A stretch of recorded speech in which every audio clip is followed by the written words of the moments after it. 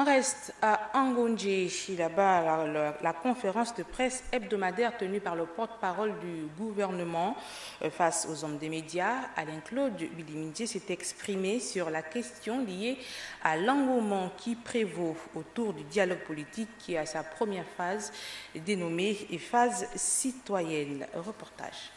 800 organisations de la société civile pour 240 participants. Il y a de quoi se réjouir au vu de la forte mobilisation autour du dialogue politique qui s'est ouvert par la phase citoyenne. Pour l'heure, les travaux se déroulent dans une ambiance bon enfant, s'est dit satisfait le porte-parole du gouvernement lors de sa conférence de presse hebdomadaire.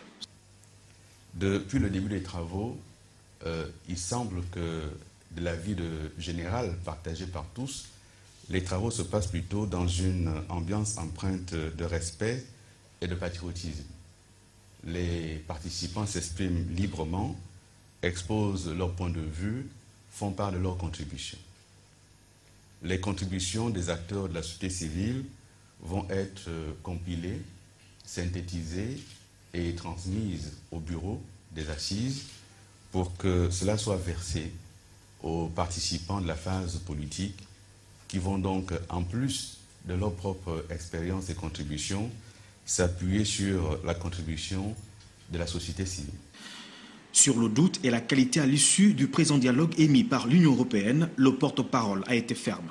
Il y a d'ailleurs un paradoxe à demander au Gabon de privilégier un dialogue intensifié avec l'Union européenne quand le Gabon privilégie le dialogue avec les Gabonais.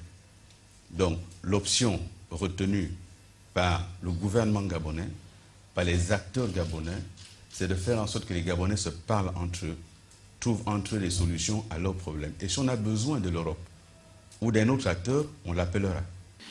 Cette phase citoyenne précède celle dite politique qui va regrouper l'ensemble des partis à la fois de la majorité et de l'opposition.